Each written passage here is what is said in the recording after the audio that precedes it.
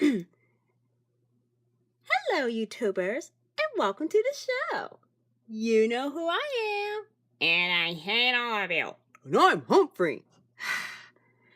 Hey, did you guys see me in that new movie that I was in? No, Humphrey. You ruined everything. You ruined everything. Well, that's why they hired me in that movie. To ruin everything. Well, I'm just glad we... Okay, let's get off that video and talk about something else. Today's episode's called, What Are You Talking About? I like that title. What are you talking about? Okay, we have a long line of people wanting to ask us a Tolkien question. And wait up! Hi, I'm Bella. Hi, Bella. Yep, that's my sister, Bella. Oh, clearly needs to get off the stage. Move aside, Humphrey. And then in that video you were in, you sucked. Hey, that's not very nice. Oh, everything's not very nice, huh?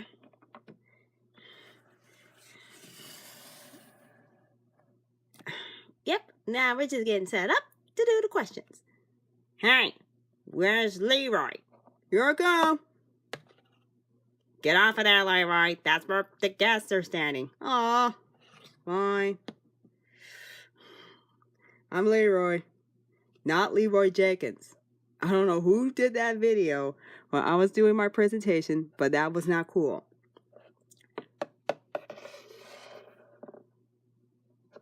Hi. Hi, Ryan. Hey, where's Carrie? Here I come. Hey, you're kind of blocking me. Then come stand here. Then I can't be seen. Man, we're gonna have to get a bigger stage. Or push Humphrey off of it. No, we're not. Nobody's pushing me off the stage. Okay. All right, so now that the gang's all here, let's get started. So, our first question comes from, you guessed it, Clarinda. Get up here, Clarinda. Here I come. All right, Clarinda, you have a Tolkien question, don't you? Yep. What's your question?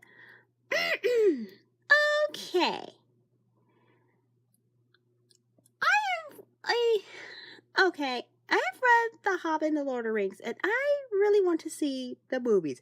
Rankin Bass and Bob for sharing the bass. Shut up, Brian. What order do I see the movies? I mean the Peter Jackson movies. And shut up, Brian. Peter Jackson's movies beat the pants off the old cartoons by a million miles. Oh. Okay. Jaguar, you want to take this one? Sure. Okay. As I saw on Tolkien Tuesdays, Clint Broadway advocates starting off with an unexpected journey. But then unexpected journey was after Fellowship of the Ring. Yeah, but you want to start chronologically. Oh. Such as start with an unexpected journey. Because that basically sets up almost everything.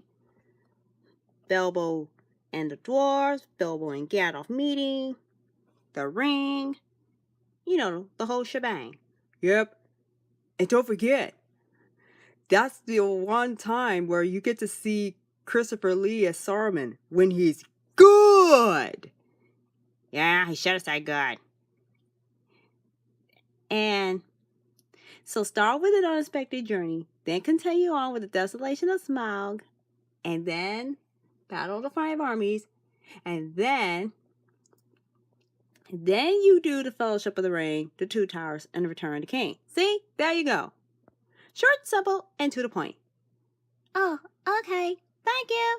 Thank you, Clarinda. All right. The next up we have is Nickelby. I hope it's not short for Nickelback. Shut up, Ryan. Hello, Nickelback. Hello, guys. I understand you have a Tolkien question. Yeah. Okay. Where did Tolkien get the idea of... I'm really confused. I have a hard time answering this question. Where did he get the idea that Bilbo should adopt Frodo? Good question. Yeah, good question. And let's see. Bilbo never was married. He has no kids. And I'm sure after Battle of the Five Armies, he never wanted to get married. Watching Thorin die really traumatized him for life. So,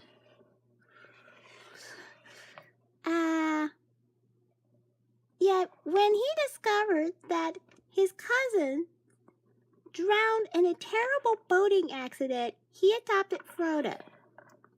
When Frodo was between a little kid and a teenager.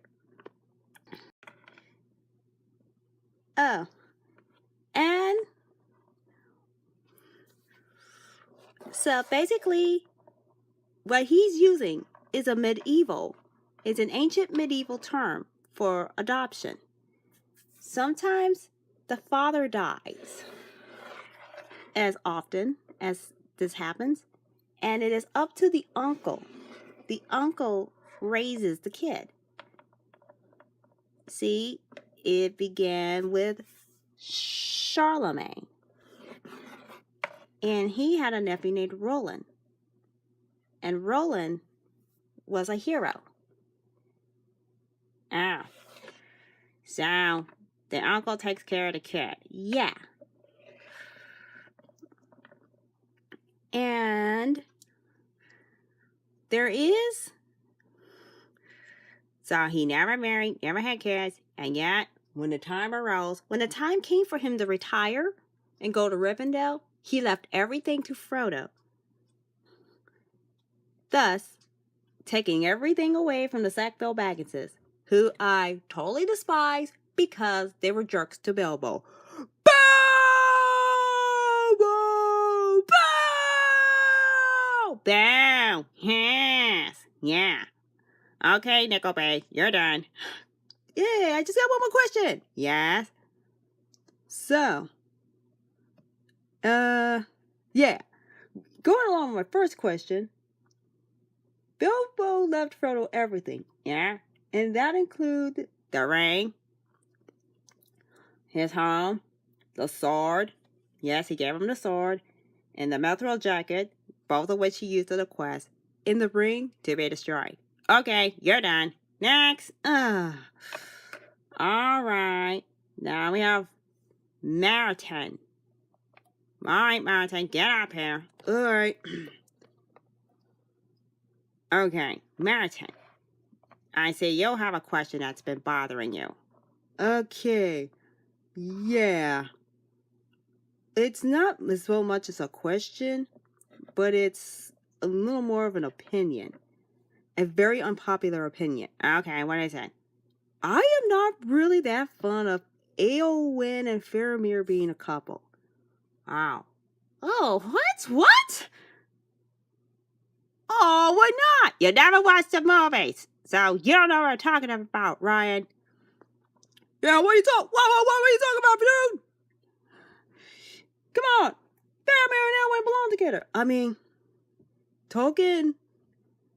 think Tolkien did a good job with writing these epic romance between Beren and Lúthien, and then he likened it to Aragorn and Arwen. But Eowyn Faramir, it felt too cliched. The wild woman giving up her wild ways to marry some lord. No, that does not work. Okay, look, in my book, that doesn't work. Oh. Well, thank you for your brutally honest opinion. Yes, we welcome opinions, no matter how unpopular they are, because that's how we roll. It's how we roll. It's how we roll! It's how we roll. Yep, it's how we roll. Next. Kevin, you got a question? Yeah, I got a very, very good question. Okay. A lot of people have complained saying that Tario should not have been added, but I tend to disagree. Yeah. I say more power to her. I mean, she stood up to the Thranduil on a number of occasions. And then, of course, we all knew that Legolas and Tario were never going to get together. I mean, come on. To me, it's always been Legolas and Gimli being the bro pairing that we all wanted. Legolas and Tario felt a little too cliche. Okay. And, but it was pretty funny how first time Keely talks to her is to tell a very bad joke, like, hey, you want to search me? I got anything in my pants. And then she looks at him like, or nothing. That guy had got no class. I mean, we already saw in the extended version that Keely has a thing for elves. Yeah, elves. I mean, the guy even flirted with a guy elf, for goodness sake. Yeah, that was funny. Yeah, 99% of what you said went over my head. That's because you didn't watch the Peter Jackson extended version of An Unexpected Journey. Y'all just gonna keep on making me feel bad. You ain't gonna stop until I watch it. Yes, that's the goal. So we already knew Keely had a thing for elves. But with him and Tario, whew, that just solidified it for me. So, you believe that Keely and Tario make a good couple? I mean, they would have made a great couple if it weren't for that stupid Bo. Bo! Stupid Bo! We will bury you! Quit stealing lines from Nikita Khrushchev! Only kids in 1954 will understand this. Wow, we just made a historical joke and nobody knows it. Whew. Oh, them Russians. They're gonna come after us and possibly shake our hands for telling a bad joke. So, you were saying? I'm saying, yeah, they said it was pretty cliche, but it was kind of cute though. Plus, by the end of Desolation Smog and the beginning of Battle of Five Armies, it was clearly evident that Keely had it pretty bad for Tario. Ooh. And now, Ryan, I'm going to leave you to chew on that while watching your silly, old, out-of-date cartoons.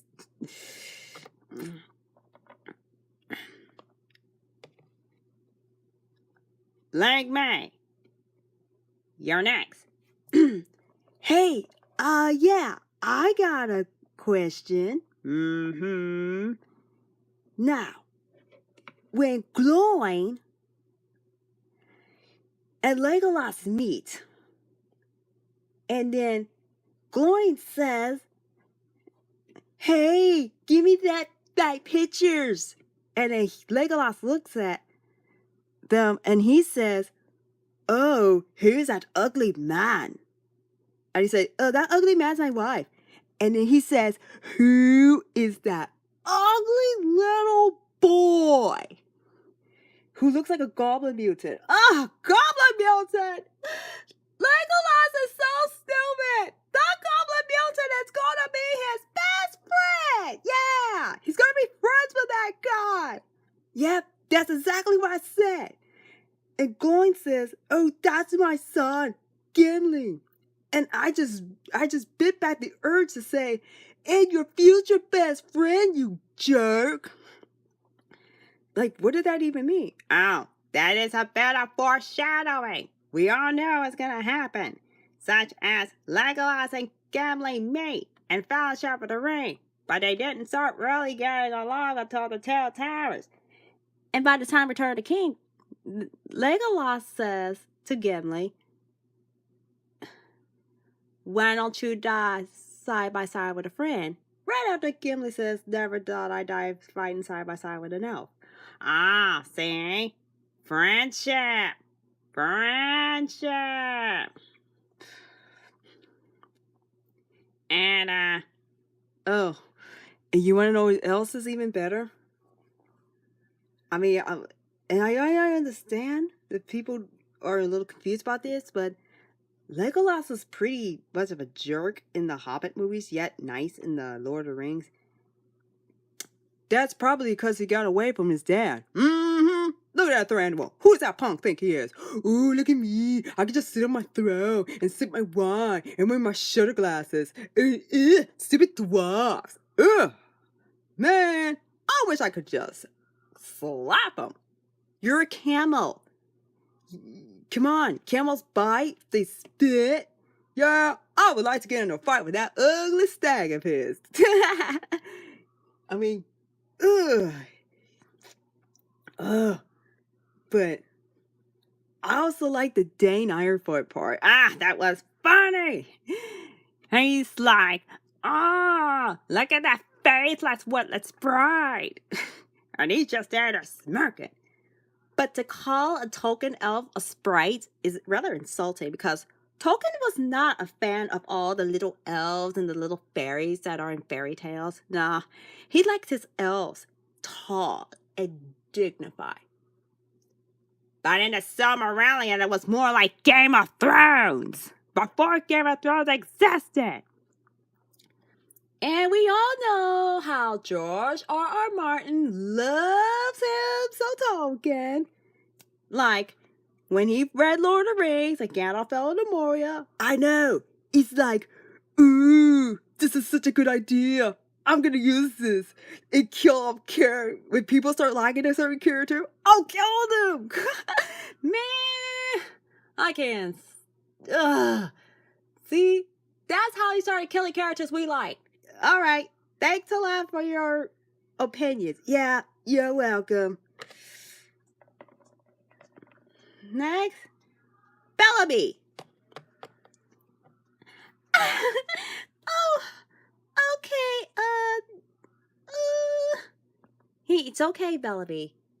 It's just the audience.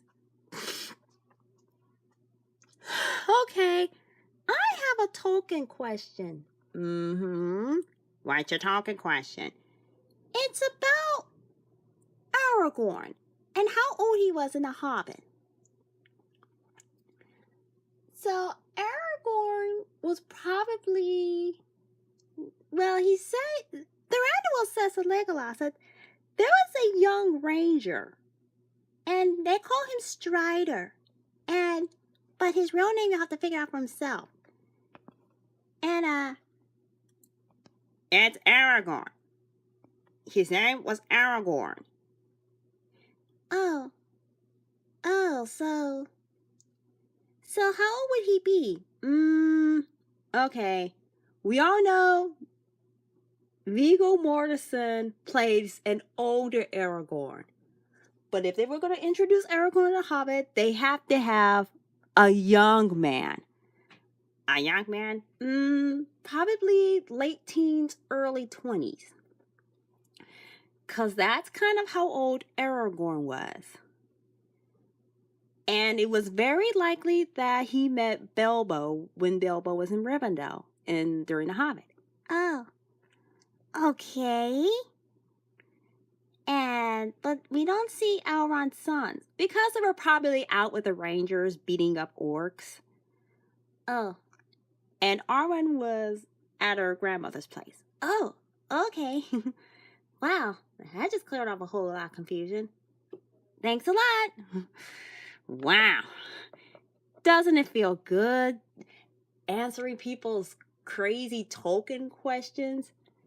Okay, who else is on the list? Well, we all know who's next. Get up here.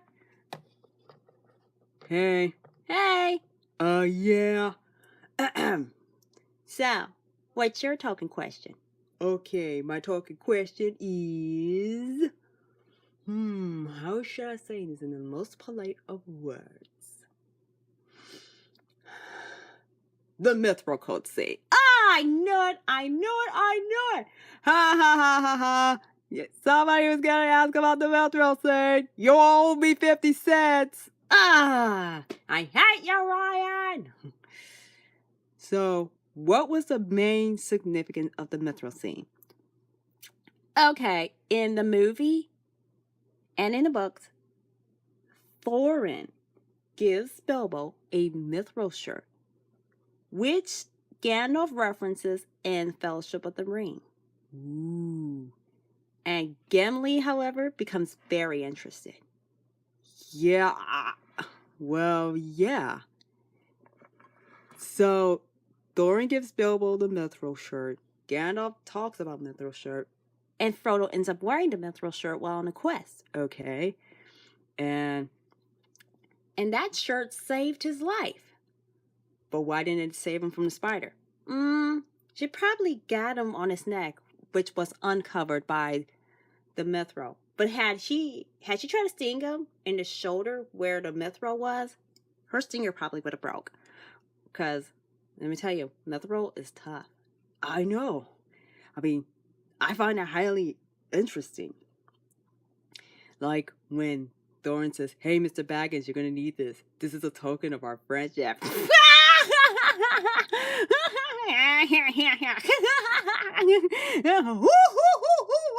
Friendship! Oh, man! Y'all laughing? Oh, that was not friendship. That was love. Love? Mm-hmm. Whoa, you guys really support that theory? Oh, yes. They were like together. Without blatantly saying that they were together. Okay. I'm starting to look like an idiot. So, so he gives him the Mithril shirt, and everybody's watching. And then he said, what did he say? It was a token of friendship, and then you guys are laughing. Okay, it's funny. Thank you for stating your opinion. All right, get off the stage. All right. Spotsy! Okay, Spotsy, your turn. You know, it's not a question per se, but I find it really, really, really ironic. How ironic. Sauron and Frodo both lost a finger. Ooh. Never considered that. Oh, yeah. Do enlighten us. Let's see. During the War in the Second Age, Isildur cut Sauron's finger off his hand and took the ring with it. Oh. And that took place in front of Mount Doom. But at Mount Doom itself, Frodo gets his finger bitten off by Gollum. Man, this is so lame. I mean, I've heard of giving someone the finger, but that is ridiculous. Thank you. I'm like, come on. That is so stupid. Uh-huh. It is stupid. But guess what? You're right on, Spotsy. Yeah. And that's just what I wanted to share. I mean, it is ironic. Of course it's ironic. Wow. Thanks for the irony. All right. Russell. Here I come. Okay, Russell. You got your opinion or question or something very interesting that you want to add in? Yeah. I do. But I have more of a complaint. Oh, here we go. Okay, what do you want to complain about? Okay, it's not as much as a complaint, but it's I just realized this. What? Okay, when you watching Lord of the Rings for the first time, and Gimli goes to Balin's tomb and sees him dead, and then you think to yourself, oh man, that sucks. Ah, that's terrible. And then you realize you don't have time to worry about that because, well, you got other problems you need to take care of. Okay, I recently saw The Unexpected Journey, and it took me a while to connect Balin to the dwarf in the coffin, and then there was another dwarf holding a book sitting in front of me. Oh no! Balin's dead! Oh, so everybody who watched Lord of the Rings was a fan of Balin, Susie, no, don't do it. Come on, Susie, seriously? Yep. Ah. And even you should understand this, Ryan. Why? Like, look, when you watch the Hobbit movies, you start to get to know people. Like, when you see Balin, and you think of him as the grandfatherly type guy that Dumbledore wishes he could be. Yeah, stupid Dumbledore. I never liked him. Ugh, what a jerk. Ugh. I mean, he's so selfish. Dumbledore. Ugh. Ugh. I only remember him from those Potter Puppet Pal videos where he likes to dance naked. Oh, you had to go break that up. And then there's Ori, the super shy guy who's either writing stuff or knitting, and you spend plenty of time with them, and then knowing that Gimli knew them, ugh. So do you have a complaint? Yeah, I got a complaint. Why would they do that? I mean, yeah, they show a guy in a coffin, and then they do the Hobbit movies, and then you find out what happens to them, and you get to know them, and oh, man. Sometimes I just don't understand. You don't understand nothing. Yeah, why would they do that? Ugh. Yeah. Thanks, Russell. Okay. Priscilla, you're the last one. Okay, what up? All right, Priscilla, present your question. State your case. Okay, here's my case. It's called The Great Share Conspiracy. Oh! Ha ha! Looks like you're gonna have to give up all that money, Ryan. What? Yep, the Great Shark Conspiracy. It was never especially seen in the movie, but in the Lord of the Rings books, there were 3 dwarves with Bilbo. And his birthday party? Yeah, I've read that. And we have a list of dwarves who could have been with Bilbo. It's either Gloin, Dwalin, Nori, Bofer, Nori, Dory, Dwalin, Dory, Gloin. And, I mean, the possibilities are endless.